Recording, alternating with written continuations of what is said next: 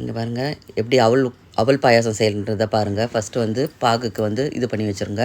அது கொதிச்ச பிறகு வடிகட்டிட்டு அதில் வந்து அரிசியும் சிறுபருப்பும் வேக வச்சு தான் அதை ஒரு ஸ்பூன் போட்டு நல்லா கிண்டி விட்ருங்க. நல்லா அது பாருங்கள் கிண்டி விட்ருங்க.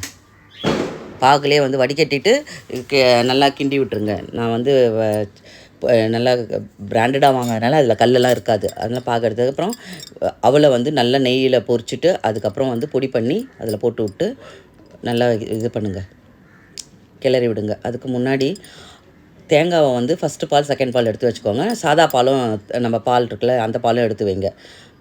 இது கொஞ்சம் நேரம் கொதிக்க விட்டோம். ஏன்னா கொதிச்சா தான் தண்ணி இதாகும். அந்த இதாகிறதுக்கு வரைக்கும் அந்த எசன்ஸ்லாம் அதில் உரியும்.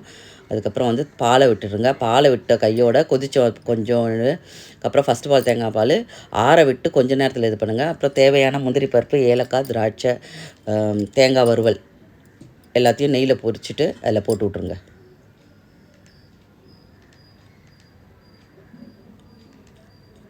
கிருஷ்ண ஜெயந்தினால அவளுக்கு கிருஷ்ண பரமாத்மாவுக்கு இது செஞ்சோன்னா ரொம்ப விசேஷமானது.